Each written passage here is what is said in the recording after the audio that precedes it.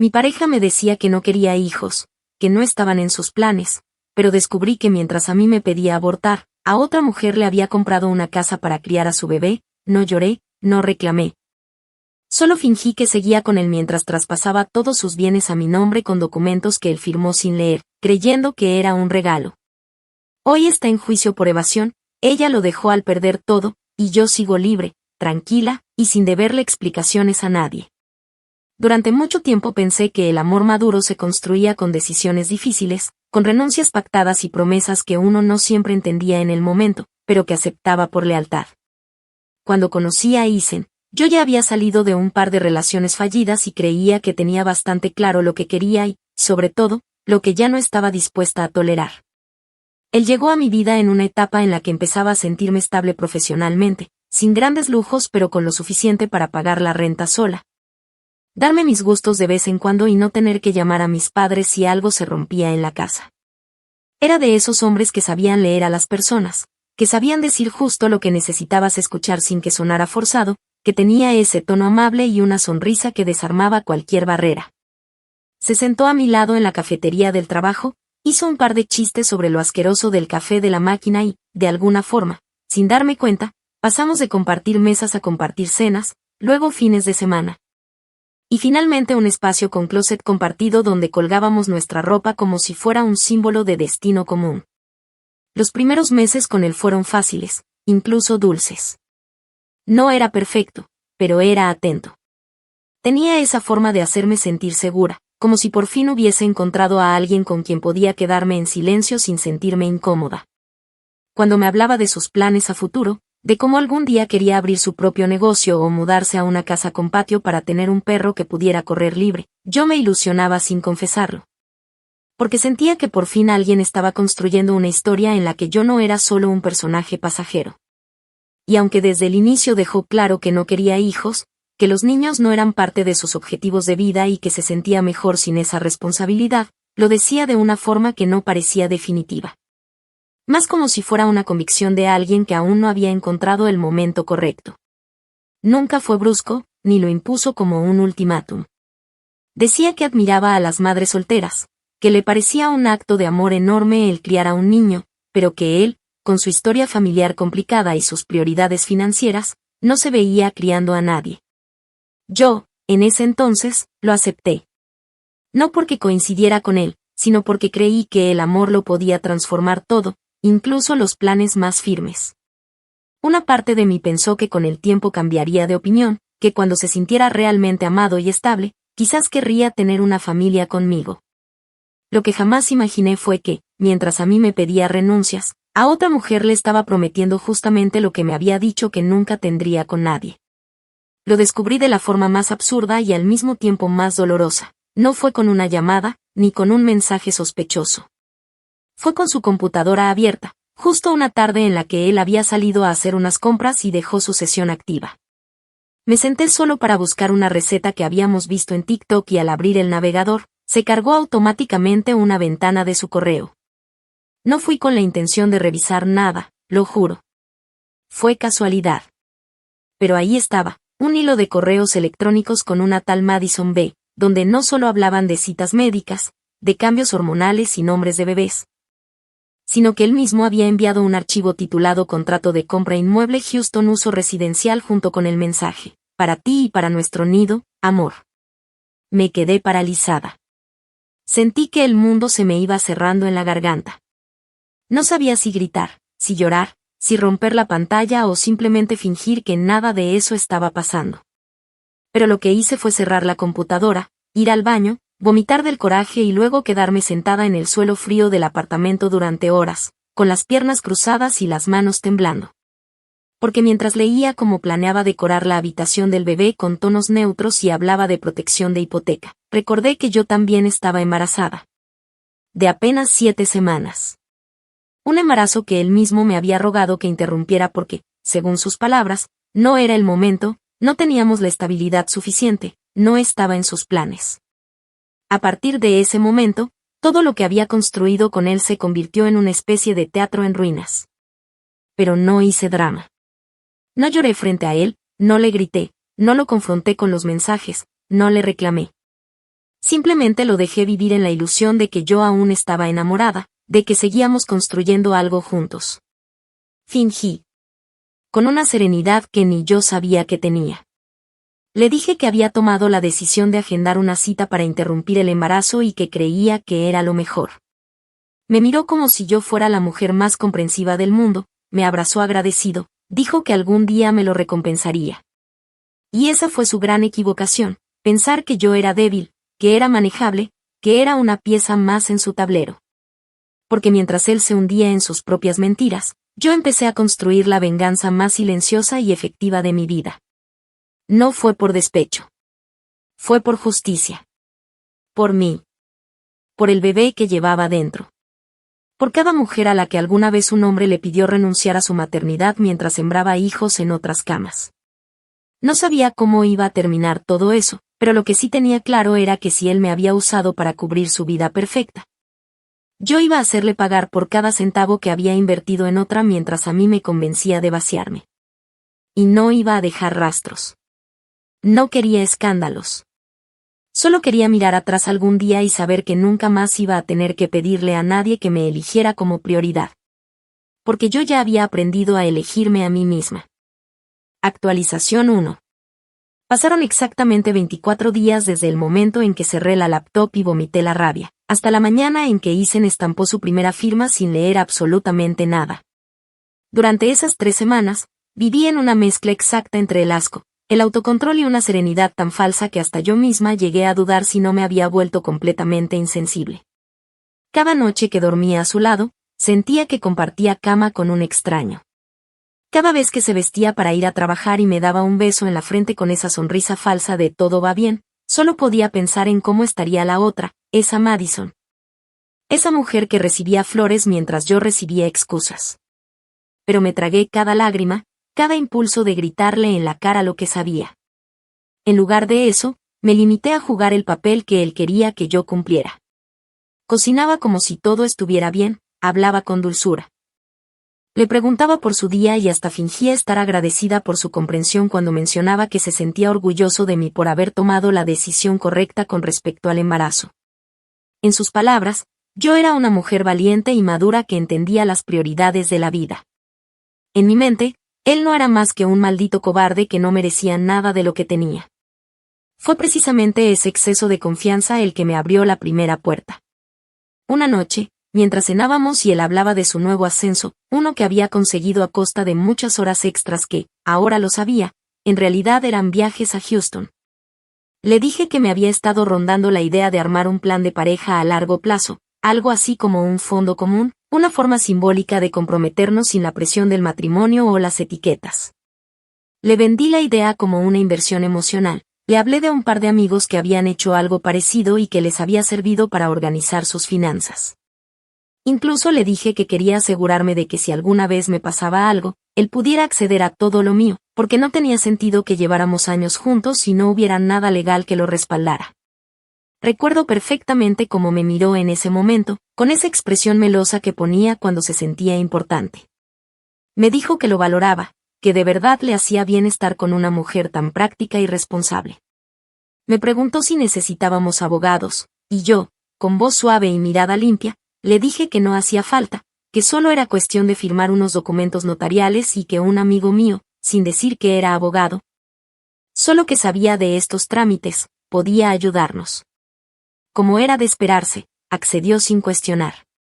La semana siguiente la pasé escribiendo, editando, ajustando cláusulas y organizando las palabras con tanto cuidado que si un extraño lo leía, habría pensado que era un simple acuerdo entre convivientes. Pero no lo era.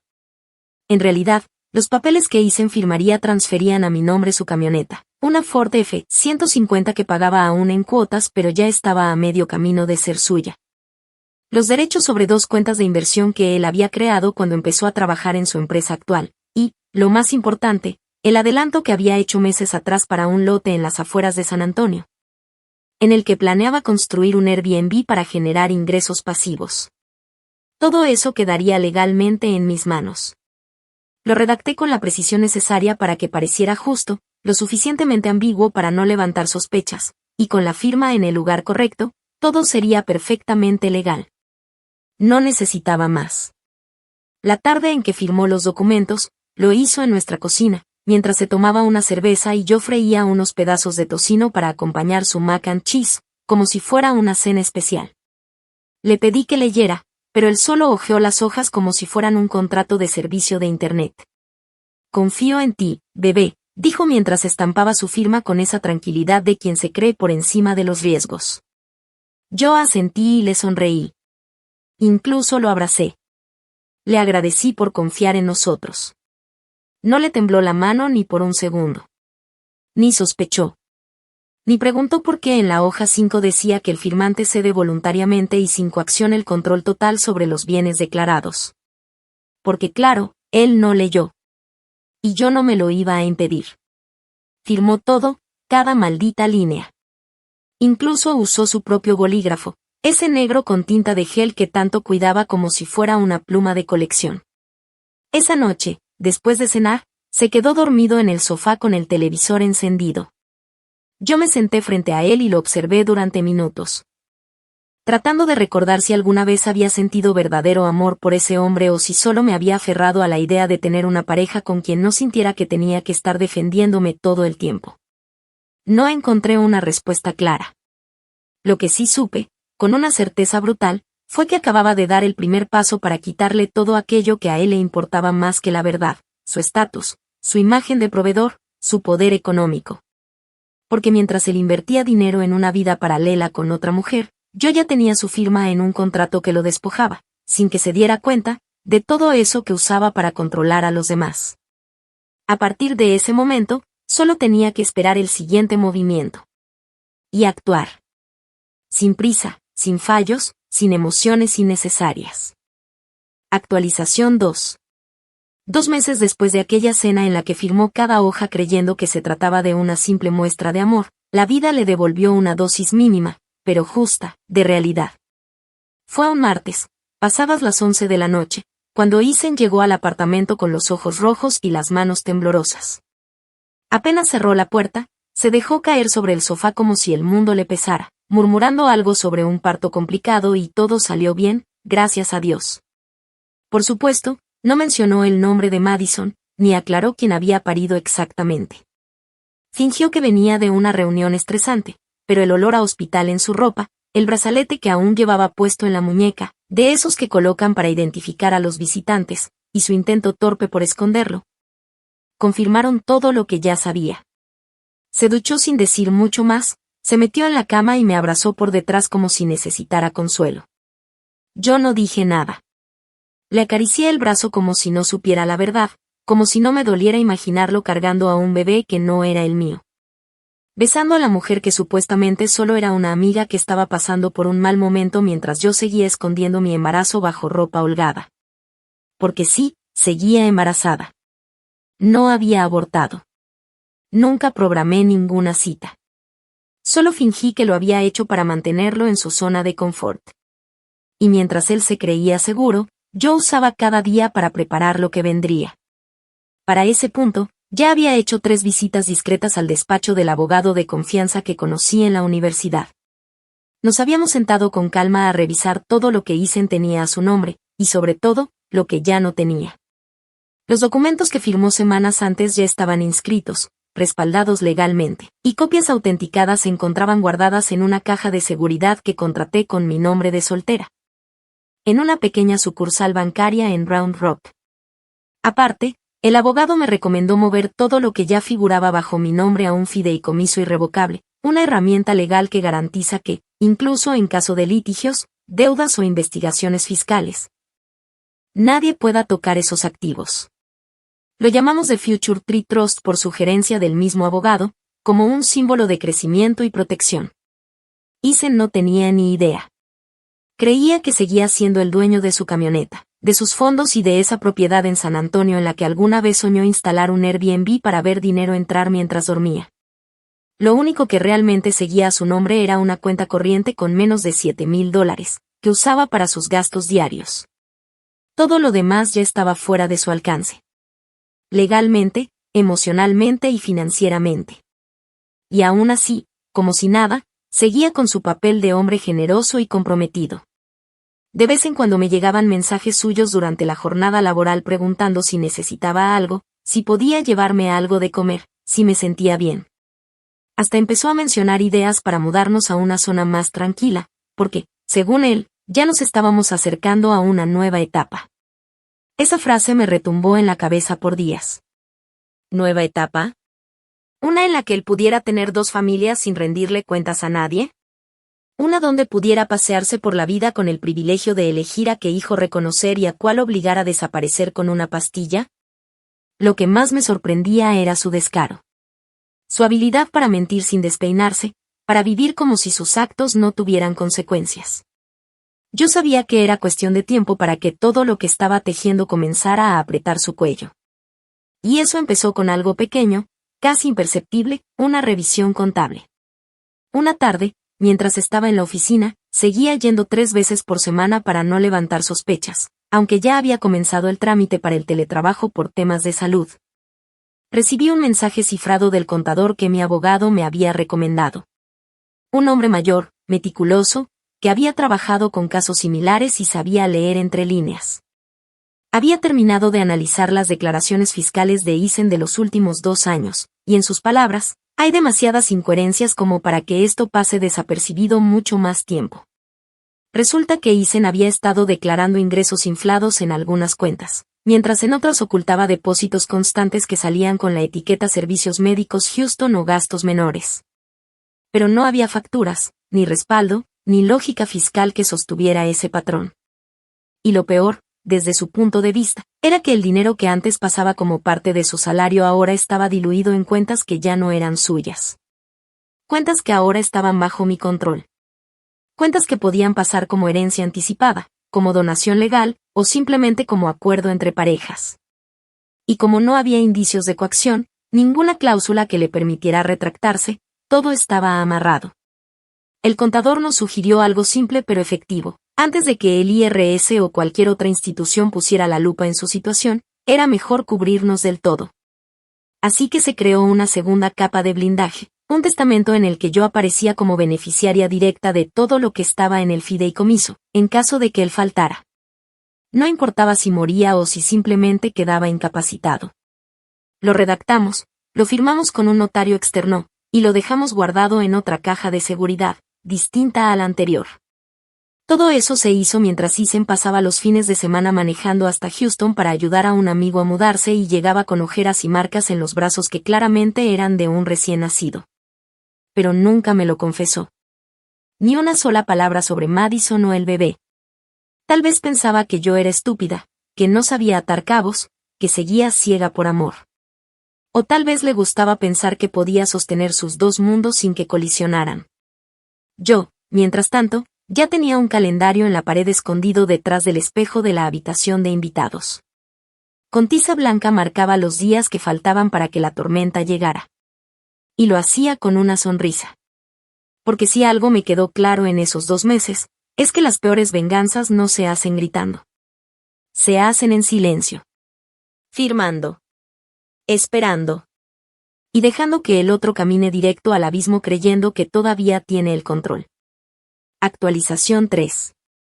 Había pasado ya medio año desde la noche en que Isen firmó, sin sospecharlo, su sentencia financiera. En ese tiempo, la casa donde vivíamos seguía siendo exactamente la misma por fuera, pero por dentro, todo había cambiado.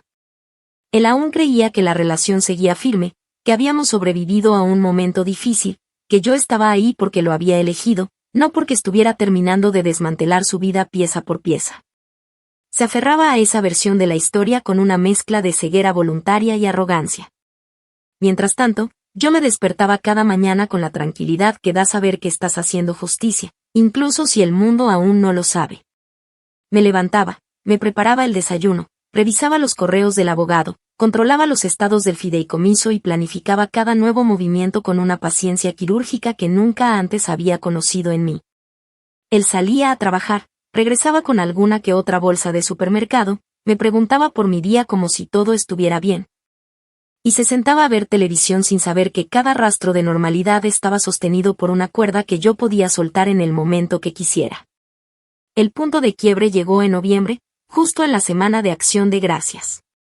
La familia de Isen había decidido hacer la cena en su casa, es decir, en la que ahora legalmente era mía, aunque ellos no lo sabían, y como cada año, esperaban una reunión tranquila, con pavó, vino barato. Y esa especie de fingido cariño que se respira entre parientes que solo se ven por compromiso. Yo acepté, por supuesto. Me vestí bien, preparé mi famosa cazuela de judías verdes con cebolla crujiente y hasta ayudé a su mamá a acomodar la mesa como si de verdad me importara que las servilletas combinaran con los manteles. Durante la cena, Isen se comportó como el anfitrión perfecto. Hizo bromas, sirvió copas, dio un pequeño discurso torpe sobre lo agradecido que estaba por tener a todos reunidos, y hasta me tomó la mano en medio de todo, como si ese simple gesto pudiera borrar meses de mentiras. Nadie lo notó, o al menos eso parecía. Yo tampoco lo solté, pero no por afecto, sino por cálculo. Porque esa noche tenía que terminar con un punto de inflexión. A las 9:15, justo cuando estábamos por pasar al postre, alguien llamó a la puerta. 3 golpes secos. Isen fue el que se levantó a abrir, aún con la sonrisa en la cara, creyendo tal vez que era algún vecino despistado o algún primo que llegaba tarde. Pero no era ni lo uno ni lo otro. Eran 2 agentes del IRS. Vestidos de civil, con placas visibles colgando del cinturón y una carpeta en la mano que no presagiaban nada bueno. Preguntaron por él con nombre y apellido completos, y al confirmarlo, le entregaron una citación formal por irregularidades en sus declaraciones fiscales de los últimos 2 años. Isen palideció al instante. Balbuceó algo sobre un error administrativo, sobre lo ocupado que había estado, sobre cómo lo arreglaría en cuanto pudiera. Su madre se levantó como si fuera a desmayarse, y su padre, que hasta ese momento no había dicho más que 10 palabras en toda la noche, preguntó si todo estaba bien con una voz temblorosa que no encajaba con su imagen de hombre estoico. Los agentes no se quedaron más de 5 minutos. Dijeron lo necesario, dejaron la citación y se marcharon con la misma tranquilidad con la que llegaron. Nadie en la mesa volvió a tocar el pastel de calabaza. Isen cerró la puerta, se quedó ahí un momento con los hombros caídos, y luego regresó a la mesa tratando de recuperar la compostura. Dijo que todo era un malentendido, que seguramente había sido un cruce de cifras, que en cuanto hablara con su contador, se solucionaría. Nadie respondió. El silencio fue espeso, incómodo, casi ofensivo. Su madre se excusó para irse al baño, su hermana empezó a recoger los platos con una eficiencia innecesaria. Y su cuñado revisaba el celular con la mirada fija en la pantalla como si ahí estuviera la salida de emergencia. Yo, en cambio, me limité a mirarlo. No dije nada. Solo lo observé con la misma expresión con la que una madre mira a un niño que acaba de romper un jarrón valioso, sin rabia, sin gritos, pero con toda la decepción del mundo. Esa misma noche, cuando todos se fueron, Isen me buscó en la cocina. Yo estaba guardando lo que sobró, envolviendo las bandejas en papel aluminio como si no acabara de pasar nada. Me preguntó si podía hablar conmigo en serio, y por supuesto, asentí con la cabeza. Se sentó en la isla de la cocina, se frotó el rostro con ambas manos, y empezó a explicarme que necesitaba mi ayuda. Que necesitaba revisar los documentos, los movimientos, que quizás se le había ido de las manos eso de las cuentas, que entre los gastos de ayudar a Madison, sí, lo dijo por fin, aunque sin mirarme a los ojos. Y los ingresos que había declarado para obtener un mejor crédito bancario, se había desordenado todo. Dijo que lo que más temía era perder lo que había construido, que si llegaban a congelarle las cuentas o a embargar bienes, no sabría qué hacer. En ese momento lo miré directo a la cara. Con toda la calma del mundo, le dije, tranquilo, todo eso ya está a mi nombre. Nada de lo importante está bajo tu firma. Así que no tienes que preocuparte, estamos a salvo. Lo vi tragar saliva. Lo vi suspirar aliviado. Lo vi tomar esa frase como una muestra de amor absoluto, de lealtad ciega. Lo que no entendió fue que cuando dije estamos a salvo, me refería exclusivamente a mí. A mi hijo. A lo que quedaba de dignidad después de todo lo que él había pisoteado. Esa noche se durmió más temprano que de costumbre. Exhausto. Aliviado. Yo me quedé despierta. Abrí el archivador escondido en el armario de limpieza, revisé cada documento una vez más, asegurándome de que todo seguía intacto. Luego regresé a la habitación, lo vi dormido boca abajo, roncando ligeramente, y me senté en la esquina de la cama con la mano en el vientre. Sentí una pequeña patada. Un movimiento leve, pero claro. Como si la criatura que crecía dentro de mí también supiera que todo estaba a punto de cambiar. Y entonces supe que el tiempo de esperar había terminado. A partir de ahí, cada paso que diera sería hacia el final. Hacia la caída de ese hombre que creyó que podía tenerlo todo, ocultarlo todo, y que nunca tendría que rendirle cuentas a nadie. Lo que él no sabía es que la justicia llega. Y a veces, lo hace en silencio, con un sobreoficial y una firma que ya no puede borrar. Actualización 4. Había pasado ya poco más de un año desde la primera vez que vi su laptop abierta con los correos a Madison parpadeando como una advertencia que, en lugar de quebrarme, me volvió metódica. Para entonces, el caso fiscal contra Eisen había dejado de ser una sospecha y se había convertido en un proceso formal. Había recibido 2 citaciones más, una para una entrevista con agentes del IRS y otra para entregar documentación sobre las cuentas, ingresos y donaciones que había reportado. Todo se estaba cerrando sobre él. Ya no eran rumores ni suposiciones, era una investigación abierta. Y lo peor era que ni siquiera comprendía el alcance total del problema en el que estaba metido, porque seguía convencido de que las cosas se acomodarían si respondía bien las preguntas y cooperaba. Pero ya era demasiado tarde. Para él, todo había comenzado a derrumbarse desde el mismo momento en que firmó aquellos papeles creyendo que sellaba un gesto romántico. Y ahora cada gesto, cada firma, cada palabra mal dicha se estaba volviendo contra él. Yo seguía en la casa. Seguía cocinando, trabajando desde la sala, regando las plantas del balcón. Desde fuera, cualquiera habría dicho que vivíamos una vida perfectamente funcional. Pero Eisen ya no era el mismo. Había dejado de bromear como antes. Empezó a tener insomnio, se quedaba despierto viendo las noticias sin prestarle atención, con la mirada perdida, y me hacía preguntas vagas como, ¿tú crees que todo esto va a terminar mal? Yo me limitaba a responderle con evasivas, diciéndole que mientras fuera honesto y entregara lo que le pedían, todo se resolvería. Pero él no entendía que eso era precisamente lo que no podía hacer. Porque los fondos con los que había pagado la casa de Madison, los depósitos que había disfrazado como gastos médicos, y las cuentas que ya no estaban bajo su nombre no eran errores aislados. Eran evidencias. Eran pruebas de que había inflado ingresos, evadido impuestos y encubierto transferencias que no podía justificar legalmente. Y el IRS no perdona. No si hay pruebas. Y él mismo las había creado. Mientras tanto, Madison se mantenía completamente al margen. No sé si fue decisión suya o si simplemente vio venir la tormenta y decidió desaparecer, pero lo cierto es que su presencia se fue diluyendo. Eisen empezó a mencionar cada vez menos a su amiga de Houston. Incluso dejó de ir allá los fines de semana. En uno de sus momentos de debilidad, me confesó que ya no estaban hablando, que ella lo había bloqueado y que parecía que ya no quería saber nada. Dijo que todo lo que hizo fue por amor, pero que se había sentido abandonado cuando más necesitaba apoyo. Yo solo lo escuché. No por empatía, sino porque necesitaba cada una de esas frases. Cada palabra que lo desnudara por dentro. Era el colmo de la ironía, el hombre que me había pedido borrar a nuestro hijo de mi cuerpo.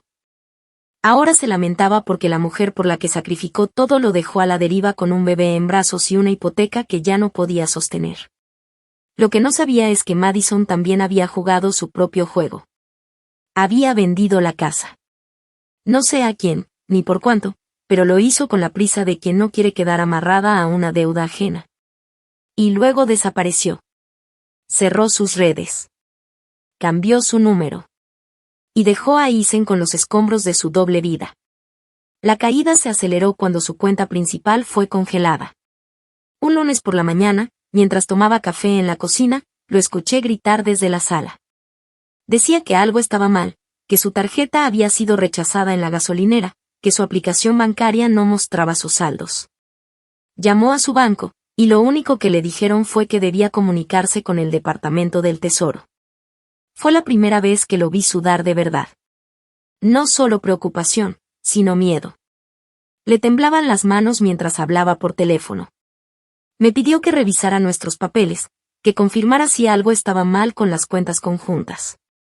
Y ahí fue cuando tuve que mirarlo a los ojos y decirle, sin dramatismos, que no teníamos cuentas conjuntas. Que todo lo que estaba a su nombre había sido transferido legalmente, y que lo había hecho con su consentimiento. Le recordé, sin levantar la voz, que él había firmado cada uno de los documentos.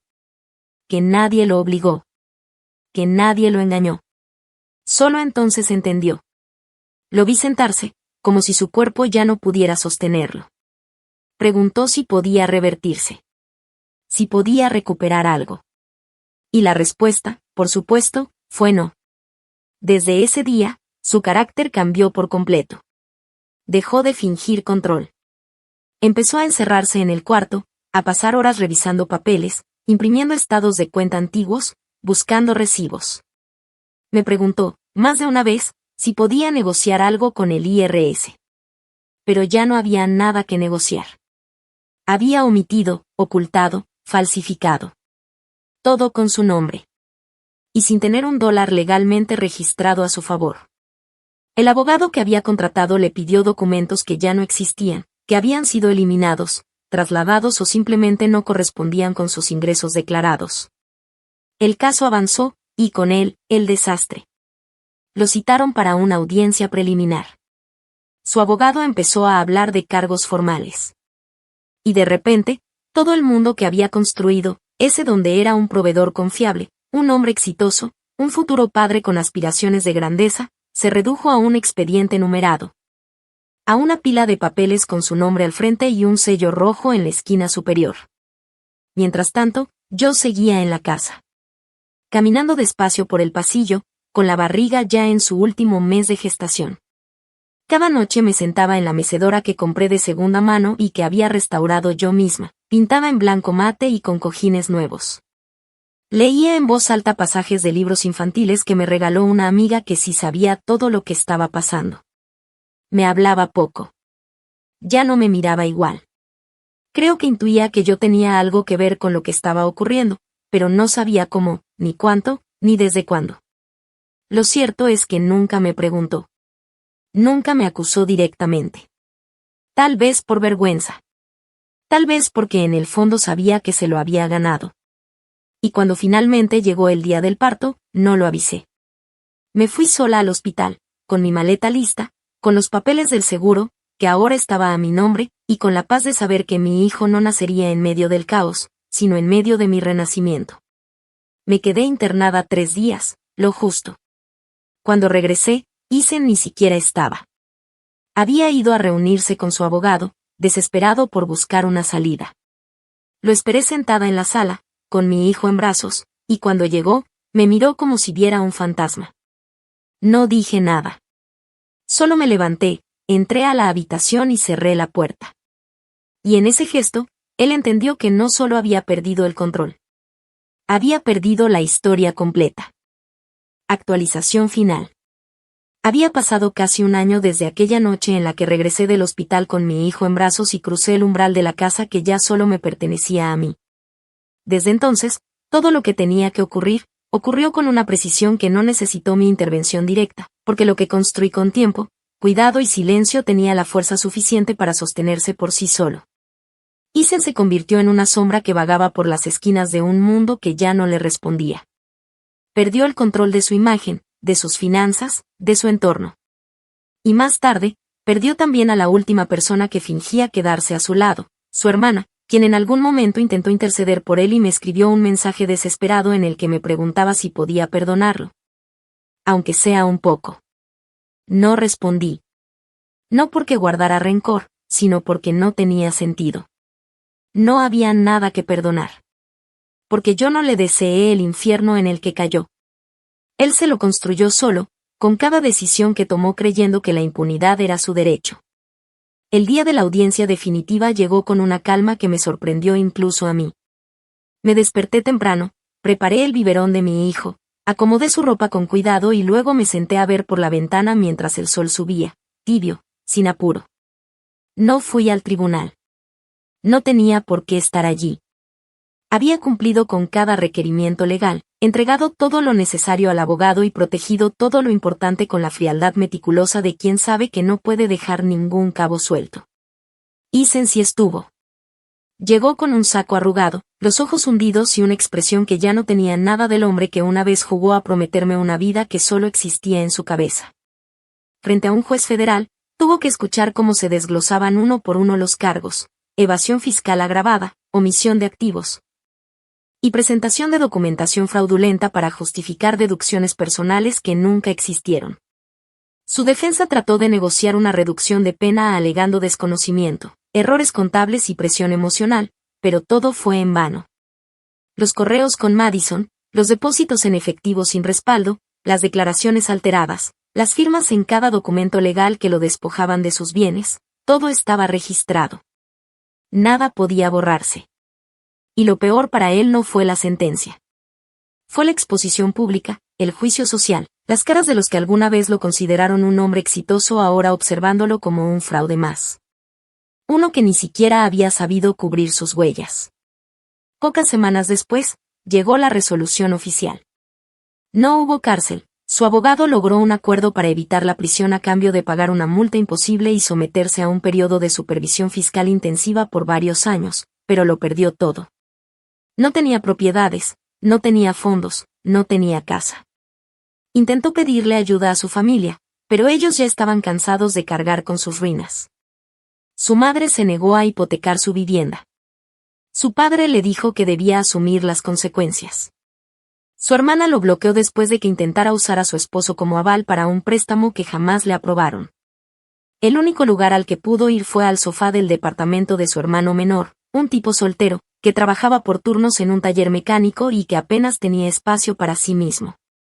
Me enteré de eso porque, en uno de sus últimos intentos de contacto, Isen me escribió un mensaje corto, casi infantil, diciendo que extrañaba las tardes conmigo, que aún soñaba con nuestro hijo aunque nunca lo hubiera cargado, y que si podía al menos verlo de lejos. No respondí. Borré el mensaje. Y después bloqueé su número. Porque lo que él no entendió es que el daño que causó no se reparaba con nostalgia. Y que yo no tenía la obligación de darle consuelo por las ruinas que él mismo construyó. Mientras él recorría oficinas de empleo buscando trabajos temporales donde no le exigieran antecedentes financieros limpios, yo seguía con mi vida. Mi trabajo remoto me permitió criar a mi hijo sin tener que delegarlo a desconocidos. Había decorado su cuarto con calma, en tonos suaves, con un mural pintado a mano que mostraba un campo abierto con estrellas fugaces. En cada objeto que elegí para ese espacio había una intención: protección, esperanza, inicio. Me aseguré de que su certificado de nacimiento llevara solo mi apellido, de que todos los trámites legales quedaran cerrados, de que ninguna sombra del pasado pudiera alcanzarnos. Nunca le dije que su padre era un criminal.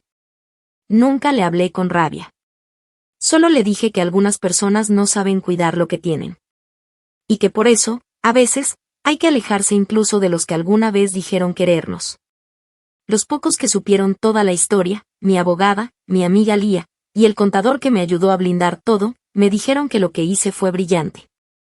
Que no todas las mujeres logran salir de una traición así con tanto control y sin dejarse consumir por el dolor. Yo nunca me lo creí del todo. No me sentí poderosa, ni vengadora, ni heroína. Me sentí, eso sí, libre. Por primera vez en años. Como si finalmente la verdad hubiera hecho el trabajo que yo no necesitaba verbalizar. Isen no está en prisión. Pero su castigo es otro. Es saberse solo. Es haberlo perdido todo sin entender en qué momento pasó. Es saber que la mujer que creyó débil fue la que lo desmontó sin levantar la voz. Y que nunca más podrá tocar nada de lo que alguna vez consideró suyo. Yo no le debo explicaciones a nadie. No a él, no a su familia, no al mundo que suele señalar a las mujeres que no perdonan. Estoy tranquila. Vivo con la certeza de que no elegí la venganza por rabia, sino por justicia. Por mí. Por mi hijo. Por cada noche en la que me tocó callar y fingir que estaba bien mientras él repartía promesas a otra mujer con la misma boca que me pedía abortar. Y ahora, cada vez que me siento en la mecedora de la habitación de mi hijo, con él dormido en mis brazos y la brisa entrando por la ventana, sé que todo valió la pena. porque el silencio que me guardé durante tanto tiempo, fue el mismo que lo acabó a él. Y el mismo que hoy me da paz.